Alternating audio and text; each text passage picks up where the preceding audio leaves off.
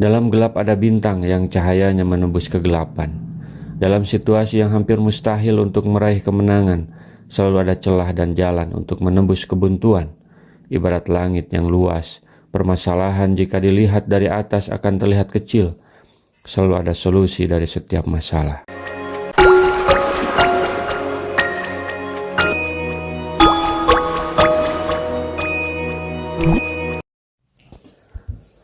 Assalamualaikum warahmatullahi wabarakatuh. Tidak ada yang tidak mungkin jika Allah berkehendak. Lahirnya peradaban Islam adalah sesuatu yang tidak bisa dihalangi. Dari tiada menjadi ada. Meski kenyataannya saat itu umat Islam di Mekah masih minoritas dan dalam kondisi sulit dan susah payah. Musyrikin Mekah terus-menerus melakukan tipu daya sehingga hampir-hampir Nabi SAW bersama para pengikutnya tak berdaya. Dalam gelap ada bintang yang cahayanya menembus kegelapan. Dalam situasi yang hampir mustahil untuk meraih kemenangan, selalu ada celah dan jalan untuk menembus kebuntuan. Ibarat langit yang luas, permasalahan jika dilihat dari atas akan terlihat kecil. Selalu ada solusi dari setiap masalah. Di antara objek yang dipertentangkan kufar Quraisy adalah tentang kebangkitan dari kubur. Padahal jika saja pikiran itu dipakai untuk memikirkan proses penciptaan dirinya sendiri atau memperhatikan peristiwa pancaran hujan yang menumbuhkan tanaman, betapa kuasanya Allah menghidupkan yang sudah mati. Mereka pikir Allah menciptakan manusia hanya main-main tanpa tujuan, sehingga bebas menentukan hidup sesuai keinginannya. Allah telah memberikan pilihan dua jalan, kanan atau kiri. Kanan ke surga, kiri ke neraka. Mereka bilang, gak ada yang bisa membatasi hidupnya. Padahal Allah tidak akan membiarkan manusia bebas tanpa pengawasan. Setiap jiwa ada pengawasnya. Demi langit dan yang datang pada malam hari. Tahukah kamu apakah yang datang pada malam hari itu? Yaitu bintang yang cahayanya menembus. Qatadah dan lain-lainnya mengatakan bahwa sesungguhnya bintang dinamakan At-Tariq tiada lain karena ia hanya dapat dilihat di malam hari, sedangkan siang hari tidak kelihatan. Naha ayat ruko rozul ahlahu turukon. Rasulullah SAW melarang seseorang mendatangi keluarganya di malam hari yang sudah larut. Hadis riwayat Ibnu Katsir dan disahihkannya oleh Ibnu Katsir, yakni dia pulang ke rumahnya dengan mengejutkan di malam hari. Ila tariqan yatruku bi khairin ya Rahman, kecuali orang yang datang di tengah malam dengan membawa kebaikan, ya Tuhan yang Maha Pemurah. Hadis diriwayatkan Ibnu Katsir. Ibnu Abbas mengatakan bahwa mana as-sakib ialah yang cahayanya terang. As-Sadi mengatakan mana yang dimaksud ialah yang menembus setan-setan apabila dilemparkan kepadanya.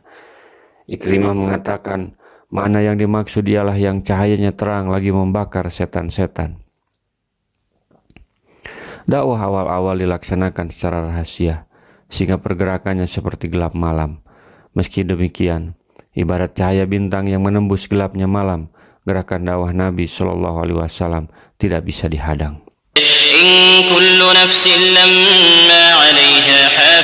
Tidak ada suatu jiwa pun melainkan ada penjaganya, yaitu sesungguhnya pada tiap diri terdapat malaikat yang menjaganya, ditugaskan oleh Allah Subhanahu wa Ta'ala agar melindunginya dari berbagai bencana dan penyakit. Manusia diberi kebebasan untuk memilih, tetapi setiap pilihan ada tanggung jawabnya. Setiap pilihan ada pengawasnya, sehingga setiap jiwa manusia tidak sendirian. Yang baik dibimbing menuju kebaikan dan sebaliknya, yang buruk dibimbing kepada keburukan. Tiada yang bisa sembunyi karena pengawasan bisa menembus ke dalam jiwa seperti cahaya bintang menembus gelap. Kenyataan ini terkadang masih diragukan orang-orang yang tidak beriman. Maka untuk memperjelasnya manusia bisa menggunakan otaknya untuk berpikir tentang pengaturan alam tentang pengaturan alam jiwa yang luar biasa yang terdapat dalam dirinya.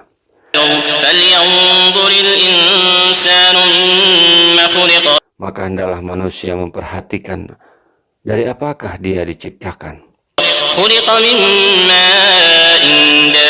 Dia diciptakan dari air yang terpancar, yang keluar dari antara tulang sulbi dan tulang dada. Ini mengingatkan manusia akan betapa lemahnya asal kejadiannya, sekaligus membimbingnya untuk mengakui adanya hari kemudian, yaitu hari berbangkit. Dari air mani yang dipancarkan oleh laki-laki dan bertemu dengan indung telur wanita, maka terjadilah anak dari pencampuran keduanya dengan seizin Allah Subhanahu wa Ta'ala.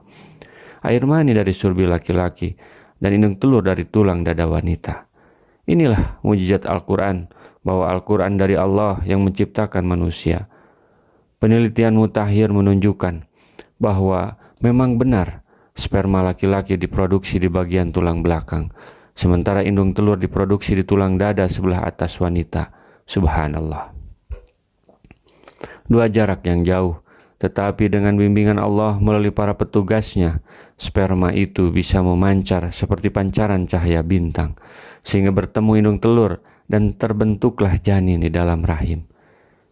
Jika diurai, proses penciptaan manusia itu sungguh ajaib dan luar biasa, sebuah program yang mendaki, terawasi dan terkendali.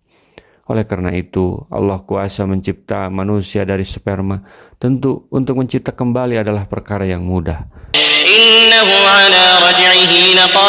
Sesungguhnya Allah benar-benar kuasa untuk mengembalikannya.